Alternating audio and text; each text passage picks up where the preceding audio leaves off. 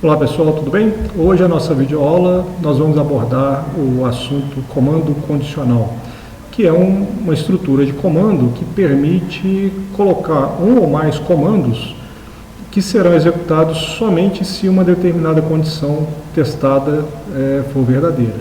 Então isso quebra aquela estrutura puramente sequencial de programas que a gente viu até esse momento, né?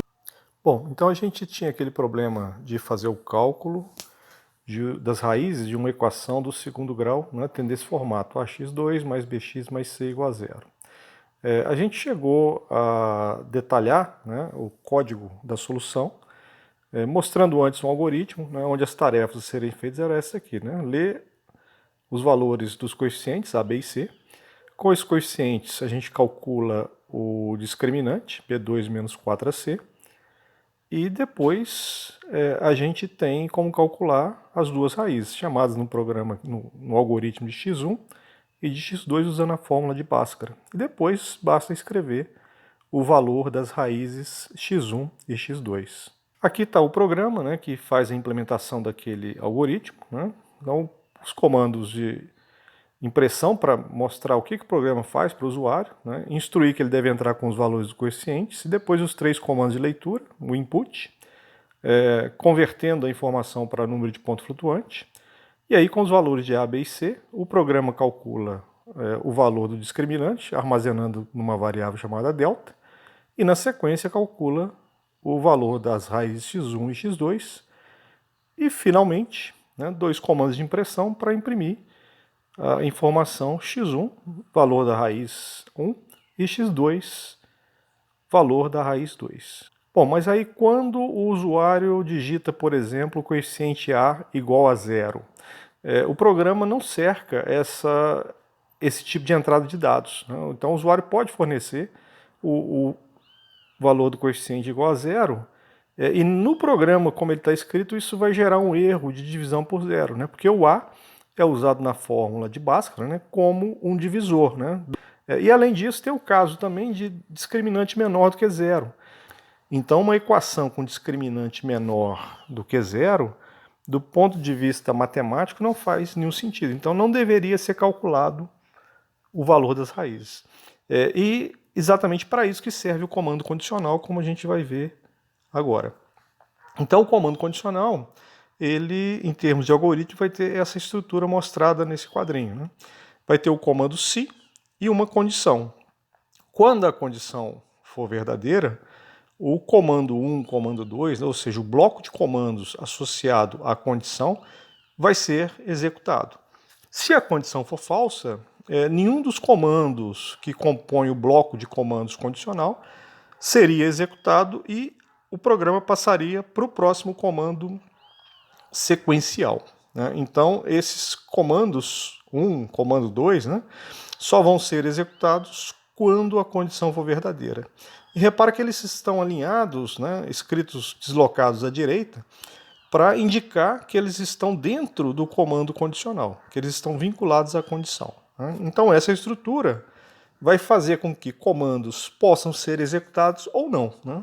Serão executados quando a condição for verdadeira, e caso contrário, eles não serão executados. Ao escrever um algoritmo, né, então a indentação, como a gente viu no slide passado, ele vai determinar quais são os comandos que pertencem ao bloco condicional. Algumas linguagens de programação definem um final explícito para o bloco do comando condicional. Uma outra forma possível para um comando condicional é a forma mostrada nessa figurinha, né? É o comando se, como a gente já viu, com uma condição. Se a condição for verdadeira, o comando 1 será executado. Mas agora, quando a condição é falsa, existe um comando 2 que vai ser executado vinculado à condição, ao teste falso da condição. Então agora a gente tem duas possibilidades. Ou se executa comando 1, ou se executa comando 2. Como a condição só pode ser verdadeira ou falsa, né, quando ela for verdadeira eu executo comando 1, e quando ela for falsa eu executo comando 2. Então nunca serão executados os dois comandos durante uma passada do código, né? Ou o comando 1, quando a condição for verdadeira, ou o comando 2, quando a condição for falsa. Então essa estrutura é interessante para a gente selecionar trechos diferentes do código a serem executados em função de uma determinada condição. Aqui alguns exemplos de trechinhos de algoritmo escritos usando o comando condicional. Então, o primeiro, a gente tem a condição A diferente de zero. Se essa condição for verdadeira, B igual a 1 e C igual a 2 serão executados. E D igual a 3 sempre é executado porque ele é um comando sequencial. O segundo exemplo, se A maior ou igual a zero, eu executo o comando B igual a 1.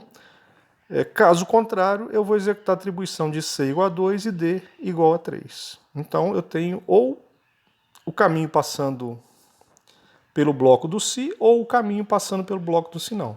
Em termos de programação, a informação vai ser escrita dessa forma, usando o comando if, que é o comando definido na sintaxe da linguagem Python. A condição diferente, como a gente já viu nos operadores relacionais, é a exclamação e o sinal de igual. Então, se o A for diferente de zero, eu executo os comandos vinculados a essa condição. B recebe 1, C recebe 2. E executando ou não esse bloco, sempre o comando D recebe 3 vai ser executado porque esse comando é um comando sequencial. Ele está fora do bloco de comandos condicionais, que estão deslocados à direita, como a gente já fez essa observação. E na linguagem Python, esse deslocamento, essa indentação, ela é obrigatória. O segundo exemplo, a gente tem a condição A maior ou igual a zero. Se essa condição for verdadeira, o comando B recebe 1 é executado, e caso contrário, os dois comandos C recebe 2 e D recebe 3 serão executados. Então eu tenho os caminhos alternativos. Ou eu executo o comando vinculado à cláusula if, ou eu executo os dois comandos vinculados à cláusula else. Então aqui a gente tem um exemplo de execução, onde eu tenho dois comandos sequenciais e eu chego no teste. A é menor que B? Nesse caso é falso, porque A vale 2 e B vale 1. Então, sendo falso, eu venho para executar os comandos da cláusula else. Então eu vou executar B, recebe 0 e A recebe 4. Então, o bloco da cláusula else. E o programa imprime esses dois valores, de A e B. Depois eu chego num próximo comando condicional, após imprimir os valores de A e B, onde agora o teste vai ser verdadeiro, porque nesse momento A é igual a 1, B é igual a 2. Então eu executo o comando A recebe 3, termino o comando condicional, executo o comando A recebe 4, e novamente o programa vai fazer a impressão dos valores A e B. Então o resultado da execução do programa vai ser esse mostrado nesse quadradinho aqui, nesse retângulo. Então, voltando lá para o nosso problema de calcular as raízes de uma equação do segundo grau, agora a gente pode fazer os testes, já que a gente sabe utilizar comando condicional, e verificar se o valor fornecido pelo usuário foi igual a zero. Se foi, se esse teste for verdadeiro, a gente simplesmente vai informar que a equação não é uma equação do segundo grau. Então, o teste seria esse. Após a leitura dos valores, eu vou verificar se A é igual a zero. Se for verdadeira essa condição, eu vou escrever. Não é equação do segundo grau e o programa termina. Caso contrário, então esse primeiro bloco é um único comando vinculado ao teste verdadeiro da condição. O segundo bloco, o bloco vinculado à condição falsa, ele vai ter a execução do cálculo das raízes. O programa correspondente está mostrado então nessa figura. Lá o teste é feito com o comando if. Se a condição for verdadeira, eu vou usar o print para imprimir a mensagem avisando ao usuário que aquilo não corresponde a uma equação de segundo grau. E caso contrário, eu vou executar se o teste A igual a zero for falso, é porque o componente x2 da equação existe, e aí eu passo a executar. Após fazer a leitura dos coeficientes A, B e C, eu passo a executar o cálculo das raízes x1 e x2, que é o trecho de código que está mostrado dentro do retângulo vermelho. Então, resolvido a parte referente ao teste do coeficiente A ser igual a zero, E agora a gente precisa verificar se o valor do delta permite cálculo de raízes, né? Ou se a equação não tem raízes reais, que é o caso do discriminante C igual a 0. Neste caso, uma pequena modificação no programa pode ser feita incluindo mais um comando condicional. E esse comando condicional vai ficar dentro do comando condicional já existente na sua cláusula else, né? Como mostrado nessa figurinha aí. Ó. Primeiro teste A igual a 0. Se for falso, eu venho para a cláusula else. Aí eu calculo o valor do delta. B2 menos 4AC. Se o delta for menor do que 0, o programa vai executar um comando de impressão e vai imprimir nenhuma raiz real. E o programa termina com a impressão desta mensagem.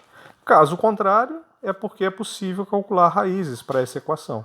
E aí, o programa com o teste falso, né, da condição delta menor do que 0, né, no caso do delta ser maior do que 0 ou igual a 0, o programa vai executar o conjunto de comandos associado à cláusula else. Então, os comandos, né, para calcular a raiz x1, a raiz x2 e fazer impressão da raiz x1 e x2 vão ser executados. Note que a indentação do código ela é importante, né? Então a gente tem os comandos vinculados ao primeiro comando condicional, a primeira condição testada A igual a 0, eles estão alinhados, né? Então o print, que é o comando da cláusula if, ele está alinhado com os comandos da cláusula else. A mesma coisa tem que ser feita para o comando aninhado, né, dentro da cláusula else, o segundo comando if. Então, no caso da variável A ser igual a 0, eu executo o bloquinho verde, né?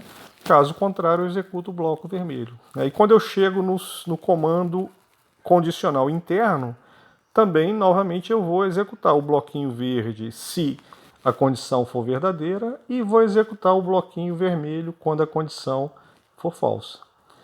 Então, esse uso de comando else, comando if, aninhado, né, dentro das cláusulas if ou else de um outro comando condicional, permitem que a gente estenda as possibilidades de teste do programa.